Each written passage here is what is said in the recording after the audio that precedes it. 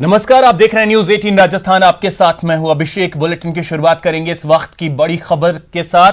खबर यह है कि रोजाना 25,000 कोरोना के जांच अब प्रदेश में हो रहे हैं।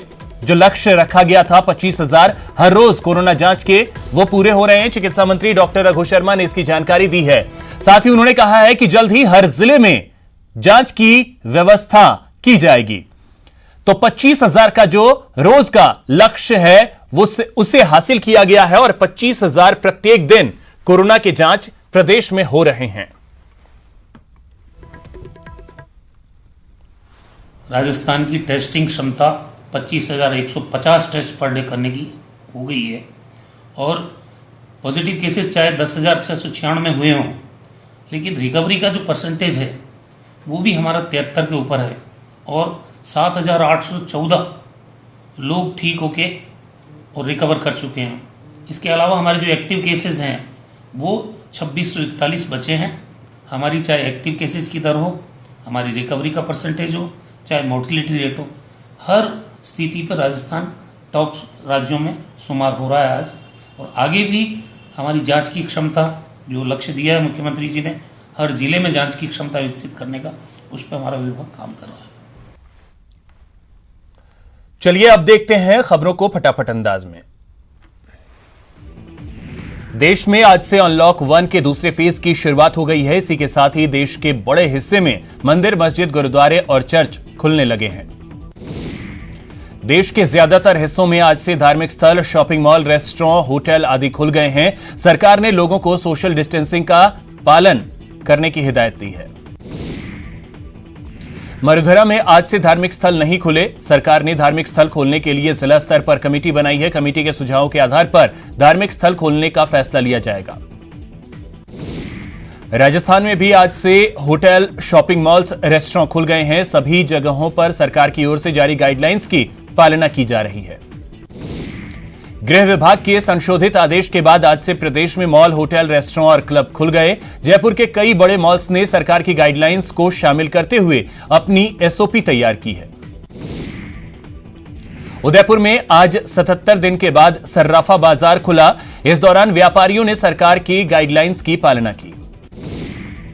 कोरोना संकट के बीच प्रदेश में आज से कई शर्तों के साथ मॉल, होटल खुल गए हैं। अजमेर में भी सभी मॉल खोले गए, जहां कोरोना गाइडलाइंस की पूरी तरीके से पालना की जा रही है। गुजरात में बढ़ रहे कोरोना संक्रमण के चलते माउंट आबू की होटल इंडस्ट्री ने 22 जून तक होटल नहीं खोलने का फैसला लिया है, जिसके कारण वहां अभी होटल बंद रहेंगे। उदयपुर में भी सभी बाजार खुल गए हैं, लेकिन बापू बाजार में सीवरेज कार्य को लेकर आधा इलाका खुदा हुआ है। ऐसे में आधे बापू बाजार में लोगों की आवाजाही बंद है। राजस्थान में भी कोरोना के मामले तेजी से सामने आ रहे हैं। 12 घंटे में 97 नए मामले सामने आए। कुल मरीजों का आंकड़ा 10,696 हो गया है। जयपुर में कोरोना मरीजों की संख्या 2,230 हो गई है, जबकि 112 लोगों ने अब तक जान गंवाई है। वहीं इलाज के बाद 1,657 लोग ठीक हुए हैं। कोटा में कोरोना मरीजों की संख्या लगातार बढ़ती जा रही है। आज भी 13 नए पॉजिटिव केस सामने आए हैं। चिकित्सा विभाग में हड़कंप मच गया। कोटा में चोरी के आरोप में गिरफ्तार 3 आरोपियों की जांच रिपोर्ट कोरोना पॉजिटिव पाई गई है, जिसके बाद थाने में हड़कंप मच गया। डूंगरपुर में कोरोना के 6 नए केस सामने आए हैं, जिसके साथ ही जिले में कोरोना मरीजों की संख्या 379 हो गई है। बांसवाड़ा में 15 दिन बाद फिर 4 कोरोना केस सामने आए हैं। शहर के बाहुबली कॉलोनी में 2, गढ़ी में 1 और छोटी सरवन क्षेत्र में 1 महिला की जांच रिपोर्ट पॉजिटिव पाई गई। सवाई माधोपुर जिले में कोरोना का ग्राफ लगातार बढ़ता जा रहा है। एक बार फिर गंगापुर सिटी निवासी 70 साल के एक बुजुर्ग में कोरोना की पुष्टि हुई। कोटा में कोरोना पॉजिटिव मामलों में बढ़ोतरी के साथ ही रिकवर होने वाले मरीजों की संख्या भी बढ़ती जा रही है। 8 मरीजों को रिकवर होने के बाद डिस्चार्ज किया गया। उदयपुर के कदमाल गांव में प्रवासी महिला की रिपोर्ट कोरोना पॉजिटिव आने से क्षेत्र में सनसनी फैल गई। अजमेर डिस्कॉम में संविदाकर्मी कोरोना पॉजिटिव पाया गया। सूचना के बाद चिकित्सा विभाग ने डिस्कॉम कार्यालय को सील कर दिया। साथ ही सभी कर्मचारियों की जांच की जा रही है। चूरू जिले के एक निजी अस्पताल के कर्मचारियों का मरीजों के साथ भेदभाव करने का मामला सामने आया है। कर्मियों द्वारा कोरोना वायरस संक्रमित समुदाय विशेष के साथ भेदभाव करने का वीडियो वायरल हो रहा है। गंटूर में चित्तौड़गढ़ के फंसे 75 यात्रियों को राज्य सरकार की मदद से चित्तौड़गढ़ लाया गया, जहां उनका कोरोना टेस्ट करवाकर उन्हें घर भेजा गया। कोरोना काल के दौर में हज यात्रा 2020 को लेकर कश्मकश जारी है। प्रदेश भर के हज आवेदन स्थिति को लेकर सऊदी सरकार की ओर से कोई साफ जवाब नहीं मिला है। हज कमेटी ऑफ इंडिया ने देश में आवेदनकर्ताओं के लिए हज कैंसिलेशन का ऑप्शन दिया है, जिसके चलते लोग अब कैंसिलेशन फॉर्म भर सकेंगे और फॉर्म भरने पर हज कमेटी ऑफ इंडिया की ओर से जमा कराया गया पैसा 100% रिफंड कर दिया जाएगा। अस्पताल में पॉजिटिव मरीजों की सेवा करने वाले चिकित्सा कर्मियों का लगातार स्वागत का सिलसिला जारी है। उदयपुर जिले के भिंडर में आज अपने गांव लौटे चिकित्सा कर्मी का ग्रामीणों ने स्वागत किया। केंद्र सरकार ने प्रवासी श्रमिकों को रोजगार और कार्यकुशल बनाने के लिए मेगा प्लान लॉन्च किया है। इस प्लान में देश के 116 जिले शामिल किए गए हैं, जिनमें से राजस्थान के भी 22 जिले शामिल हैं। ट्रेनों में मिल रहे कोरोना संक्रमितों को देखते हुए रेलवे ने आरक्षण नियमों में बदलाव का फैसला किया है। आरक्षण फॉर्म में लिखे मोबाइल नंबर पर अब यात्रियों को एक ओटीपी नंबर मिलेगा। यह ओटीपी बताने पर ही यात्रियों को आरक्षण मिल सकेगा। रेलवे प्रशासन ने मॉनसून टाइम टेबल जारी कर 11 ट्रेनों का समय बदल दिया है। 10 जून से कोटा के चलने वाली सभी 11 ट्रेनें बदले समय के अनुसार चलेंगी। भरतपुर में नगर निगम ने ठेलों पर सब्जी बेचने वालों के लिए टोकन जारी किए हैं और जिस गली मोहल्ले का टोकन जारी हुआ है उसी स्थान पर वह सब्जी बेच सकेंगे। सवाईमाधोपुर जिले के गंगापुर सिटी में लगातार कोरोना के केस मिल रहे हैं, जिसके चलते कई इलाकों को जीरो मोबिलिटी क्षेत्र घोषित किया गया।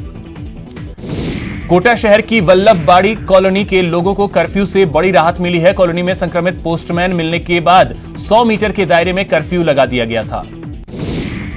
भरतपुर शहर में कोरोना का कहर लगातार जारी है और इसकी वजह से राशन लेने के लिए लोगों में होड़ मची है। यहां महाकर्फ्यू के दौरान बंद हुई दुकान खुलते ही उपभोक्ता रसद की दुकानों पर पहुंचे। भरतपुर में महाकर्फ्यू के 5वें दिन जिला प्रशासन ने राहत दी, जिसके चलते बाजार खुले। बाजार में कई दिनों बाद रौनक देखने को मिली। राजस्थान में आज से बीजेपी बूथ संपर्क अभियान शुरू कर चुकी है। यह अभियान 14 जून तक चलेगा। बीजेपी का बूथ संपर्क अभियान मोदी 2.0 के 1 साल के दौरान किए गए कार्यों का प्रचार किए जाने के लिए आयोजित किया जा रहा है। इस दौरान 25 लाख घरों तक 2-2 बीजेपी कार्यकर्ता संपर्क करेंगे। पीएम मोदी के नेतृत्व में केंद्र सरकार के दूसरे कार्यकाल के 1 साल पूरे होने पर प्रदेश बीजेपी 8 से 14 जून तक बूथ संपर्क अभियान चला रही है। उदयपुर में भाजपा का बूथ संपर्क अभियान नेता प्रतिपक्ष गुलाब चंद कटारिया ने शुभारंभ किया। कटारिया ने बोहरा गणेश इलाके में केंद्र सरकार की उपलब्धियों के पर्चे घर घर जाकर बांटे। दौसा में भी बीजेपी जिलाध्यक्ष रतन तिवाड़ी ने गांधी तिराहे के पास से इस अभियान की शुरुआत की। जिले के सभी बीजेपी मंडलों में भी इस अभियान की शुरुआत की गई। अजमेर में भी आज से भाजपा के बूथ संपर्क अभियान की शुरुआत हुई। एमएलए वासुदेव देवनानी ने उत्तर विधानसभा क्षेत्र में पंडित दीनदयाल के चित्र पर पुष्प अर्पित करते हुए इस अभियान की शुरुआत की। श्रीगंगानगर में भी बीजेपी के दूसरे कार्यकाल के 1 साल पूरे होने पर जनसंपर्क अभियान की शुरुआत की गई। भाजपा जिलाध्यक्ष आत्माराम तरड़ ने महाजनसंपर्क अभियान की शुरुआत की। गुजरात में राज्यसभा की 4 सीटों के लिए 19 जून को चुनाव होने वाले हैं। ऐसे में कांग्रेस को क्रॉस वोटिंग का खतरा सता रहा है, जिस पर कांग्रेस विधायकों की बाड़ेबंदी कर उन्हें राजस्थान गुजरात सीमा पर स्थित आबू रोड के एक रिसोर्ट में लाया गया। अब तक करीब 22 विधायकों के रिसोर्ट में ठहरने की जानकारी है। लॉकडाउन के बावजूद रिसोर्ट में विधायकों को ठहराने को लेकर बीजेपी की ओर से नियमों के उल्लंघन करने का मामला दर्ज करवाया गया। दौसा जिले के धनावड़ गांव में आज सांसद किरोड़ीलाल मीणा के नेतृत्व में किसानों ने चिपको आंदोलन शुरू किया। किसान दिल्ली मुंबई एक्सप्रेसवे में कटने वाले पेड़ का मुआवजा मांग रहे हैं। राजस्थान समेत कई प्रदेश में कोहराम मचा रहे टिड्डियों को कंट्रोल करने के लिए वायुसेना के हेलीकॉप्टर MI-17 का इस्तेमाल किया जाएगा। कृषि मंत्रालय हाई पावर स्प्रेइंग इक्विपमेंट आयात करने जा रहा है। प्रदेश में किसानों की फसल पर टिड्डियों का कहर जारी है। बूंदी जिले में बड़ा नया गांव क्षेत्र में टिड्डियों के दल ने धावा बोल दिया। भीलवाड़ा में टिड्डियों का कहर जारी है, जहां जिले के शक्करगढ़, बरूदा, बेई और धोड़ गांव में टिड्डी दल के हमले से किसान परेशान हैं। जयपुर के सोडाला गोविंदपुरी क्षेत्र में आज सुबह एक नमकीन की फैक्ट्री में अचानक आग लग गई। सूचना मिलते ही मौके पर पहुंची फायर ब्रिगेड की टीम ने आग पर काबू पाया। डूंगरपुर के कोतवाली थाना क्षेत्र के मालीखेड़ा गांव में अज्ञात वाहन ने एक बाइक को टक्कर मार दी। हादसे में बाइक सवार की मौत हो गई। श्रीगंगानगर के केसरी सिंहपुर में एक शख्स ने अपनी पत्नी और बेटे की हत्या कर मौके से फरार हो गया। बारह में मानसून की पहली बारिश के बाद किसान खेतों को तैयार करने में जुट गए हैं। चूरू के सुजानगढ़ में एक परिवार ने अपने बेटे की कुवैत से घर वापसी के लिए सरकार से गुहार लगाई है। युवक 6 महीने से कुवैत की जेल में कैद है। कोटा में कोविड-19 महामारी की कड़ी सुरक्षा के दावों के बीच रेलवे स्टेशन पर फिर से अवैध वेंडर शुरू कर दिए गए हैं। स्टेशन पर ये वेंडर बिना ग्लव्स के सामान बेच रहे हैं। करौली में अपनी मांगों को लेकर नर्सिंग कर्मियों ने आज लगातार 18वें दिन काली पट्टी बांधकर प्रदर्शन किया। अजमेर में लॉकडाउन के चलते परेशान टैक्सी चालकों ने हाथों में तख्तियां लेकर प्रदर्शन किया। टैक्सी चालकों ने बताया कि लॉकडाउन के बाद उनकी आर्थिक हालत खराब है, जिसके चलते परिवार का गुजर बसर नहीं हो पा रहा। कोटा में आज लॉकडाउन से प्रभावित हुए ऑटो चालकों ने जिला कलेक्ट्रेट पर अर्धनग्न होकर राज्य सरकार के खिलाफ विरोध प्रदर्शन किया और मुख्यमंत्री के नाम ज्ञापन सौंपा। अलवर करणी सेना की इकाई के पदाधिकारियों ने आज फिल्म निर्माता के खिलाफ शिकायत पत्र देकर कार्रवाई की मांग की है। करणी सेना ने एकता कपूर की वेब सीरीज XXX2 में सैनिकों के बारे में गलत चित्रण को लेकर आपत्ति जताई। भरतपुर में लॉकडाउन के चलते मछली कारोबार पर बड़ा असर पड़ा है। बारेठा बांध में पानी के अभाव के चलते मछलियां मर रही हैं। सिरोही के माउंट आबू के पोलो ग्राउंड में अब स्टेडियम बनाया जाएगा। 18 करोड़ की लागत से इस स्टेडियम का निर्माण होगा। कोटा में आज एक वन्य जीव प्रेमी ने कुत्तों के हमले में घायल एक मोर की जान बचाई, जिसके बाद उसका प्राथमिक उपचार किया गया। उदयपुर में गांधी मानव कल्याण सोसाइटी और भूमट विकास मंच की ओर से झाड़ोल और गोगुंदा इलाके में 500 से ज्यादा प्रवासी श्रमिकों को राशन वितरित किया गया। मध्य प्रदेश के रास्ते बारां जिले के शाहबाद क्षेत्र में रेत का अवैध कारोबार हो रहा है। बजरी माफिया स्थानीय प्रशासन और खनिज विभाग की मिलीभगत से इस कारोबार को धड़ल्ले से अंजाम दे रहे हैं। टोंक में एसआईटी की टीम बजरी माफियाओं के खिलाफ कार्रवाई तेज कर चुकी है। कलेक्टर के शर्मा के निर्देश के बाद एसआईटी ने 9 डंपर और रेकी में शामिल 2 कारों को सीज किया।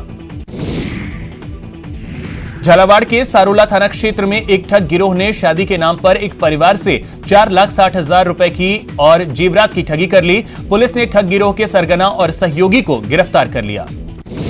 नोखा कस्बे में पुलिस और प्रशासन के अधिकारियों ने जीएसटी चोरी की आशंका को देखते हुए चीनी से भरे हुए एक ट्रक ट्रॉली को जब्त किया।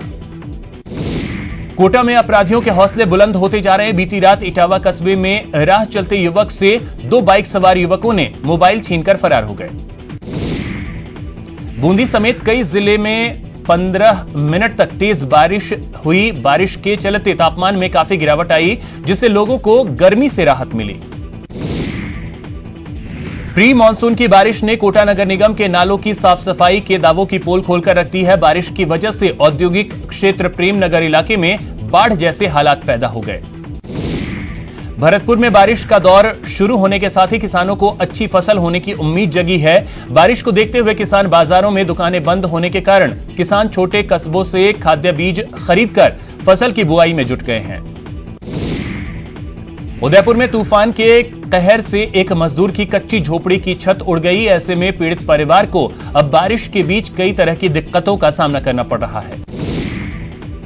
झुंझुनू में आज अचानक हुए मौसम के बदलाव से लोगों को गर्मी से राहत मिली। दिल्ली के सीएम अरविंद केजरीवाल ने तबीयत खराब होने के बाद खुद को आइसोलेट कर लिया है। बताया जाता है कि केजरीवाल को बुखार और गले में खराश और अब उनका कोरोना टेस्ट कराया जाएगा। तबीयत खराब होने के बाद सीएम ने सभी मीटिंग कैंसिल कर दी। देश में कोरोना के मामलों में तेजी से उछाल आया है। 24 घंटे में कोरोना के करीब 10,000 मामले सामने आए, जबकि 208 लोगों की मौत हुई। देश में अब तक संक्रमण के कुल मामलों की संख्या 2,50,000 के पार पहुंच गई है। वहीं मरने वालों की संख्या 7,135 हो गई है। 1,24,000 से ज्यादा लोग ठीक हुए हैं। देश में कोरोना से सबसे ज्यादा प्रभावित महाराष्ट्र में मरीजों की संख्या 82,000 के पार पहुंच गई है। यहां 2,969 लोगों की जान गई है। दिल्ली में भी कोरोना का कहर जारी है। यहां 27,000 से ज्यादा मामले अभी तक सामने आ चुके हैं। 761 लोगों की कोरोना से मौत हुई है। गुजरात में भी कोरोना मरीजों की संख्या 19,000 के पार पहुंच गई है। अब तक 1,219 लोगों की मौत हुई है। बिहार में कोरोना का कहर जारी है। संक्रमितों की संख्या 5,000 के पार पहुंच गई है। अब तक 5,070 लोग पॉजिटिव पाए गए हैं। झारखंड में कोरोना संक्रमितों की संख्या 1100 के पार पहुंच गई है। यहां 24 घंटे में 73 नए पॉजिटिव सामने आए हैं। कोरोना पॉजिटिव मरीजों की संख्या 1103 हो गई है। उत्तर प्रदेश के मुख्यमंत्री योगी आदित्यनाथ ने आज सुबह गोरखपुर के गोरखनाथ मंदिर में पूजा अर्चना की। आपको बता दें कि योगी आदित्यनाथ गोरखपुर मंदिर के मुख्य गोरक्ष पीठाधीश्वर भी हैं। दिल्ली के मशहूर झंडेवालान मंदिर के गेट आज से श्रद्धालुओं के लिए खुल गए हैं। सुबह होते ही यहां पर भक्तों का जमावड़ा लग गया। इस दौरान सैनिटाइजर, टेम्परेचर चेकिंग के बाद ही लोगों को धार्मिक स्थल में प्रवेश की इजाजत मिली। केंद्र सरकार द्वारा आज से धार्मिक स्थलों को फिर से खोलने की अनुमति देने के बाद लोग कालका जी मंदिर में प्रार्थना करने पहुंच रहे हैं। पटना के महावीर मंदिर में सुबह 6 बजे कपाट खुले। भक्तों का तांता लगा। सोशल डिस्टेंसिंग का ख्याल रखा गया। 30 जून तक नहीं खुलेंगे पुरी के जगन्नाथ मंदिर। बिना श्रद्धालुओं के पूरी होगी भगवान की रथ यात्रा। मधुरा में आज से धार्मिक स्थल नहीं खुलेंगे। सरकार ने धार्मिक स्थल खोलने के लिए जिला स्तर पर कमेटी बनाई है। कमेटी के सुझाव के बाद ही धार्मिक स्थल या तो खोले जाएंगे या बंद रहेंगे। महाराष्ट्र और झारखंड में धार्मिक स्थल और मॉल फिलहाल बंद रहेंगे। जम्मू कश्मीर में भी धार्मिक स्थल नहीं खोले जा रहे हैं। हरियाणा के गुरुग्राम और फरीदाबाद में भी मॉल बंद रहेंगे। आज से दिल्ली नोएडा बॉर्डर को पूरी तरह से खोल दिया गया है। कल सीएम केजरीवाल ने इसका ऐलान किया था। ओडिशा के ढेकनाल में आज सुबह एक ट्रेनी एयरक्राफ्ट क्रैश हो गया। इस हादसे में महिला ट्रेनी पायलट और उसके ट्रेनर की मौत हो गई। जम्मू कश्मीर के शोपियां जिले के पिंजोरा इलाके में मुठभेड़ के दौरान सोमवार सुबह सेना ने 4 आतंकियों को मार गिराया। सेना को पिंजोरा इलाके में आतंकवादियों के मौजूद होने की सूचना मिली थी। पिछले 24 घंटे में जम्मू कश्मीर के शोपियां जिले में आतंकियों के खिलाफ सेना ने ताबड़तोड़ एक्शन को अंजाम दिया और 9 आतंकियों को मार गिराया। आतंकी मुठभेड़ के बाद सुरक्षा बलों ने लोगों को घरों में रहने की हिदायत दी है। शोपियां में इंटरनेट सेवाएं बंद कर दी गई हैं। कोरोना संकट पर चिंता जाहिर करते हुए कांग्रेस की अंतरिम अध्यक्ष सोनिया गांधी ने सरकार से मांग की है कि लोगों की मदद के लिए मनरेगा स्कीम का इस्तेमाल किया जाए। भारत चीन सीमा विवाद पर राहुल गांधी ने अमित शाह पर तंज कसा है। राहुल ने शाह के ट्वीट को रीट्वीट कर लिखा है, सबको मालूम है सीमा की हकीकत, दिल खुश करने के लिए शायद ये ख्याल अच्छा है। प्रवासी मजदूरों को घर पहुंचाने का सियासी आलोचना के बीच सोनू सूद ने महाराष्ट्र के मुख्यमंत्री उद्धव ठाकरे और मंत्री आदित्य ठाकरे से उनके आवास मातोश्री में मुलाकात की। उद्धव ठाकरे से मुलाकात के बाद सोनू सूद ने कहा कि जब तक आखिरी प्रवासी अपने घर नहीं पहुंच जाता मैं अपना काम करता रहूंगा। इससे पहले शिवसेना के अखबार सामना में सोनू सूद को बीजेपी का कठपुतली बताया गया था। संजय राउत ने सामना में लिखा था कि अचानक एक सोनू सूद नाम का नया महात्मा तैयार हो गया है। यहां रुकेंगे एक छोटे से ब्रेक के लिए। ब्रेक के बाद आपको बताएंगे कैसे वायुसेना का हेलीकॉप्टर करेगा टिड्डियों का खात्मा।